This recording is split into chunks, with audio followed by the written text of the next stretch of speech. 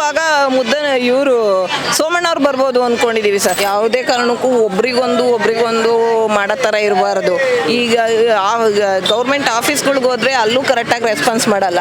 ಈ MLAಗಳು ಮನೆ ಹತ್ರ ಹೋದ್ರು ಅಲ್ಲೂ ಕರೆಕ್ಟಾಗಿ ರೆಸ್ಪಾನ್ಸ್ ಮಾಡಲ್ಲ. ಇಲ್ಲಿ MLA ಜ್ಯೋತಿ ಗಣೇಶ್ ಅವರು BJP MLA. ಅಲ್ಲಿಗೆ ಹೋದ್ರು ನೋಡೋಣ ನಡೀರಮ್ಮ ಅಂತ ಹೇಳ್ತಾರೆ. ಅಲ್ಲಿ ಯಾವ ಕೆಲಸನೂ ಆಗ್ತಾ ಇಲ್ಲ.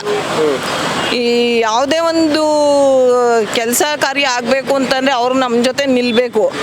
ಅವರು ಎಲೆಕ್ಷನ್ ಟೈಮಲ್ಲಿ ಬಂದ್ಬಿಟ್ಟು ಎಲೆಕ್ಷನ್ ಆದಮೇಲೆ ಬರದೇ ಇದ್ದರೆ ಬಂತಾನೆ ಏನು ಪ್ರಯೋಜನ ಅಲ್ಲ. ಅವ್ರು ಬಂದು ಯಾವ ಪ್ರಯೋಜನವೂ ಇಲ್ಲ. ಅವ್ರು ಗೆದ್ದು ತಾನೇ ನಮ್ಗೇನು ಉಪಯೋಗ ಆಯಿತು? ನನಗೊಬ್ಳು ಸಮಸ್ಯೆ ಅಲ್ಲ ಇದು, ಇಡೀ ತಾಲೂಕಿಂದೇ ಸಮಸ್ಯೆ ಇದು. ಬೆರೀತಾ ಇಲ್ಲ ಜನಗಳ ಜೊತೆ ಬೆರೀತಾ ಇಲ್ಲ. ಅವರು ಜನಗಳ ಜೊತೆ ಬೆರೆತು ಕಷ್ಟ ಸುಖ ಕೇಳಿ, ಈಗ ಇಲ್ಲಿಂದ ಅಲ್ಲಿಗೆ ಹೋಗ್ರಿ ಅಂತಾರೆ, ಅಲ್ಲೋದ್ರೆ ಇನ್ನೊಂದಕ್ಕೆ ಹೋಗ್ರಿ ಅಂತಾರೆ. ಬರೀ ನಾವು ಕೂಲಿ ಮಾಡ್ಕೊಂಡು ತಿನ್ನೋರು ಬರೀ ನಾವು ಓಡಾಡ್ಕೊಂಡೇ ಕುತ್ಕೊಂಡ್ರೆ ಅವತ್ತಿನ ಕೂಲಿ ಹೋಯ್ತು. ಅವತ್ತಿನ ಕೂಲಿ ಹೋದ್ರೆ ನಮ್ಗೆ ಯಾರು ಕೊಡ್ತಾರೆ? ಯಾರನ್ನ ನಾವು ಹೋಗಿ ಕೇಳಬೇಕು? ಇವಾಗ ನಾನು ಕಾಫಿ ಟೀ ವ್ಯಾಪಾರ ಮಾಡ್ತಾ ಇದ್ದೀನಿ ಓಡಾಡ್ಕೊಂಡು, ನಮಗೊಂದು ನೆಲೆ ಇಲ್ಲ. ಎಲ್ಲ ನಾವು ಹೋಗಿ ಕೇಳಿ ಲೈಸೆನ್ಸ್ ಮಾಡಿಸ್ರಿ ಅಂತಾರೆ. ಲೈಸೆನ್ಸ್ ಮಾಡ್ಸೋಕೋದ್ರೆ ಲೈಸೆನ್ಸ್ ಆಗಲ್ಲ. ಏನು ಮಾಡ್ಸೋಕೋದ್ರೂ ಯಾವುದೂ ಆಗಲ್ಲ. ಮುನ್ಸಿಪಲ್ಗೆ ಹೋದ್ರೆ ಮುನ್ಸಿಪಲಲ್ಲೂ ರೆಸ್ಪಾನ್ಸ್ ಇಲ್ಲ. PDO ಆಫೀಸ್ಗೆ ಹೋದ್ರೆ ಅಲ್ಲೂ ರೆಸ್ಪಾನ್ಸ್ ಇಲ್ಲ. ಎಲ್ಲೂ ರೆಸ್ಪಾನ್ಸ್ ಇಲ್ಲ.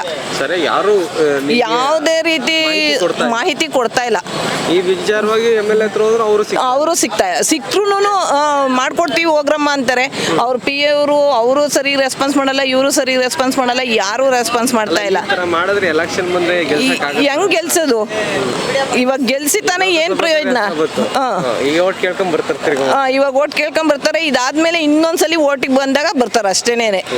ಅದಕ್ ಮುಂಚೆ ಯಾರು ನಿಮ್ ಕಷ್ಟ ಏನು, ನಿಮ್ ಸುಖ ಏನು, ನೀವ್ ಏನ್ ಮಾಡ್ತಾ ಇದ್ದೀರಾ, ಎತ್ ಮಾಡ್ತಾ ಇದ್ದೀರಾ ಅಂತ ಕೇಳೋರ್ಗೆ ಯಾರು ಇಲ್ಲ.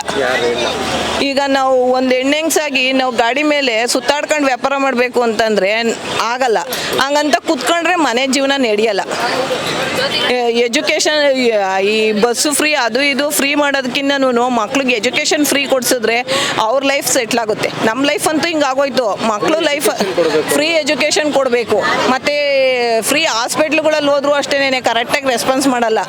ಕೆಲವ್ರಿಗೆ ಸಿಗುತ್ತೆ ಸೌಲಭ್ಯ, ಎಲ್ಲರಿಗೂ ಸಿಗಲ್ಲ. ಬಂದು ಯಾವುದು ಇನ್ಸ್ಪೆಕ್ಷನ್ ಮಾಡ್ತಾ ಇಲ್ವಾ?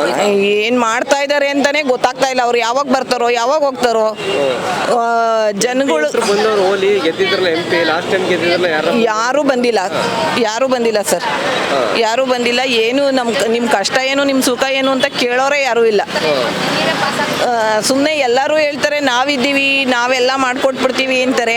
ಯಾರಿಗೇನು ಜನಸಾಮಾನ್ಯರಿಗಂತೂ ಏನು ಹೆಲ್ಪ್ ಮಾಡ್ತಾ ಇಲ್ಲ. ಎಲ್ಲ ದುಡ್ಡಿರೋರಿಗೆ ಹೆಲ್ಪ್ ಆಗ್ತಾ ಇದೆ ಅಷ್ಟೇ. ಸಾಹುಕಾರಗಳಿಗೆ ಈ ಸೌಲಭ್ಯಗಳು ಸಿಗ್ತವೆ ಹೊರತು ಬಡವರುಗಳಿಗೆ ಯಾವ ಸೌಲಭ್ಯನೂ ಸಿಗ್ತಾ ಇಲ್ಲ. ಇದು ಲಾಸ್ಟ್ ಟೈಮ್ MP ಇವರಾಗಿದ್ರು ತಾನೆ, ಯಾರಪ್ಪ ಅದು ಬಸವರಾಜು ಅವರು. ಬಸವರಾಜು ಅವರು ಆಗಿದ್ರು. ಬಸವರಾಜು ಒಂದ್ಸಲಿ ಬಂದು ನಿಮ್ಗೆ ಇದು ಮಾಡ್ಕೊಡ್ತೀವಿ ಏನು ಆಶ್ವಾಸನೆ ಕೊಟ್ಟಿಲ್ವಾ? ಮಾಡ್ಬೇಕಾದ್ರೆ ಏನು ಮಾಡ್ಕೊಟ್ಟಿಲ್ಲ ಸರ್. ಹೋದ್ಸಲಿ ಮಾರ್ಕೆಟಲ್ಲಿ ಇದು ಮಾಡಿದ್ರು, ಸ್ವತಂತ್ರ ದಿನಾಚರಣೆ ಮಾಡಿದ್ರು. ಅವಾಗ ಬಂದೋಗಿದ್ಕೆ ಅವ್ರನ್ನ ಮತ್ತೆ ಇದುವರೆಗೂ ನೋಡಿಲ್ಲ. ಈ ಸಲ ಬೇರೆಯವರು ಬಂದಿದ್ರು. ಹೋದ ವರ್ಷ ಸ್ವತಂತ್ರ ದಿನಾಚರಣೆಯಲ್ಲಿ ಅವ್ರು ಬಂದಿದ್ರು. ಈ ವರ್ಷ ಮುಸ್ಲಿಮ್ಸ್ ಅವರು ಯಾರು ರೆಹಮಾನ್ ಅಂತನೋ ಯಾರೋ ಅವ್ರು ಬಂದಿದ್ರು. ಹೆಣ್ಮಕ್ಳಿಗೆ ಅವರು ಬಸವರಾಜು ಅವ್ರು ಬಂದು ಹೆಣ್ಮಕ್ಳಿಗೆ ಸಮಾನತೆ ಕೊಡಿ, ಹೆಣ್ಮಕ್ಳ ಜೊತೆ ಅಸಭ್ಯವಾಗಿ ನಡ್ಕೋಬೇಡಿ ಅಂತ ಎಲ್ಲ ಹೇಳೋದ್ರು. ಅಲ್ಲಿಗೆ ಅಷ್ಟೇ ಭಾಷಣ ಮುಗೀತು. ಮತ್ತೆ ಅಷ್ಟೇ. ಅದರಿಂದ ಯಾವುದೇ ಉಪಯೋಗನೂ ಇಲ್ಲ. ಸುಮ್ಮನೆ ಭಾಷಣ ಮಾಡೋದ್ರಿಂದ ಪ್ರಯೋಜನ ಏನು? ಜನರ ಹತ್ರ ಇದ್ದೇ ಇದೆ. ಅಸಮಾಧಾನ ಅಂತೂ ಇದ್ದೇ ಇದೆ. ಈ ಎಲೆಕ್ಷನ್ ಅಂತೂ ಅದನ್ನ ಇಂಪ್ಯಾಕ್ಟ್ ಆಗುತ್ತೆ ಅಂತಾರೆ. ಹಾಗೆ ಆಗುತ್ತೆ 100% ಹಾಗೆ ಆಗುತ್ತೆ. ಪ್ರತಿರೋಧ ತೋರಿಸ್ತಾರೆ. ಕೂಡ ಸೋಮಣ್ಣ ನಿಂತವ್ರೆ. ಈಗ ಏನು ಕತೆ ಆಗ್ಬೋದು ಇಲ್ಲಿ ಅಂತ ಅಂದಾಜು ನಿಮ್ಮ ಲೆಕ್ಕದಲ್ಲಿ? ಮುದ್ದನ್ಮೇಗೌಡರು ಕಾಂಗ್ರೆಸ್ ನಿಂತವ್ರೆ, ಸೋಮಣ್ಣ ಅವರು ಬೆಂಗಳೂರು ಈ ಕಡೆ ಬಂದು ನಿಂತವ್ರೆ BJP. ಮತ್ತೆ ಸಾಮಾನ್ಯ ಮುಕ್ಕಾಲು ಭಾಗ ಇವರು ಸೋಮಣ್ಣ ಅವ್ರು ಬರ್ಬೋದು ಅಂದ್ಕೊಂಡಿದ್ದೀವಿ ಸರ್. ಸೋಮಣ್ಣ ಅವ್ರು ಬರ್ಬೋದು. ಯಾಕೆಂದರೆ ಅವರು ಏನಾದರೂ ಮುಂದೆ ಅವರು ಬಂದು ಏನಾದ್ರು ಕೇಳ್ತಾರ ಅನ್ನೋದು ಜನಗಳ ಹತ್ರ ಒಂದು ನಂಬಿಕೆ ಉಳ್ಕೊಂಡಿದೆ.